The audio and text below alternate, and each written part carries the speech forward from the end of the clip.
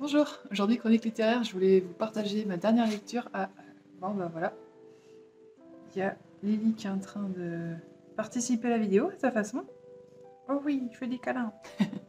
Donc il s'agit de Ultramarin de Marianne Navarro, édité chez Kidam Éditeur, ou Kidam, j'aurais tendance à dire Kidam. Kidam Éditeur, alors en plus c'est particulier parce que ce roman donc de Marianne Navarro a été écrit lors d'une résidence d'auteur à bord du cargo Fort Saint-Pierre de la CMA-CGM au mois d'août 2012. Je savais même pas que ça pouvait être possible, donc je trouvais ça plutôt cool comme idée.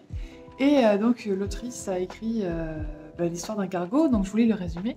À bord d'un cargo de marchandises qui traverse l'Atlantique, l'équipage décide un jour d'un commun accord de s'offrir une baignade en pleine mer, brèche clandestine dans le cours des choses.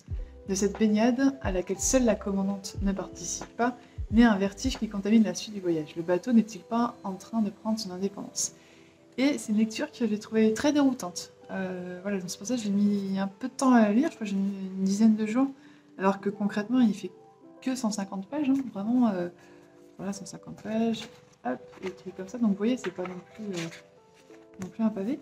Mais j'ai été très perturbée en fait, déjà par l'écriture qui est vraiment différente de ce dont j'ai l'habitude. Marianne Navarro écrit très bien, hein, pas de problème. Elle est beaucoup dans l'énumération aussi, dans le souvenir, dans la nostalgie, dans la description aussi, sans avoir le niveau, pas sans avoir le niveau, mais sans faire au niveau de Tolkien, parce que là je crois que, hein, voilà, au-dessus de lui c'est Jules Verne. Et, c'est plutôt intéressant en fait, parce que le terme dérive, que là, l'habitude on applique à un bateau, bah là en fait ça va s'appliquer à l'équipage, ça va s'appliquer à la commandante, à une situation. Et finalement en fait, au niveau temporalité, ça se passe que sur 2 ou 3 jours. Voilà, l'action on va dire, se passe que sur 2 ou 3 jours, donc on a quand même des flashbacks, tout ça machin, mais voilà, sur 3 jours, sur 2 jours même je crois bien, qu'est-ce qui se passe sur le bateau? Pourquoi la commandante a accepté que son équipage se baigne dans l'océan à des milliers de kilomètres des côtes? Moi, je serais morte de trouille, je serais restée dans ma cabine, je l'avoue. Voilà, mais qu'est-ce qui leur arrive à ces hommes-là et en fait, après cette baignade-là, l'étrangeté s'invite. Et Lily, l'étrangeté. Voilà, alors, attendez. Voilà, c'est ce petit être-là qui, depuis tout à l'heure, fait n'importe quoi.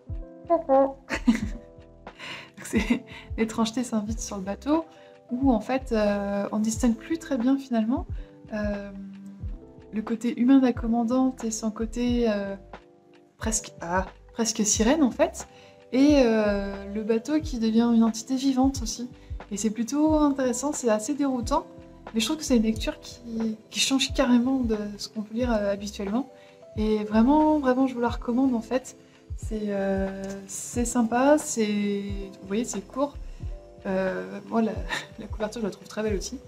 Donc, il s'agit de Ultramarin de Marianne Navarro aux éditions Kidam, que vous trouverez dans toutes les librairies, je pense. Et voilà, ça va vous faire un peu voyager, un peu sortir du quotidien. Un peu frissonner aussi à certains moments, parce que déjà, rien que se baigner dans l'océan, comme je vous le disais, ouais, j'aurais la trouille.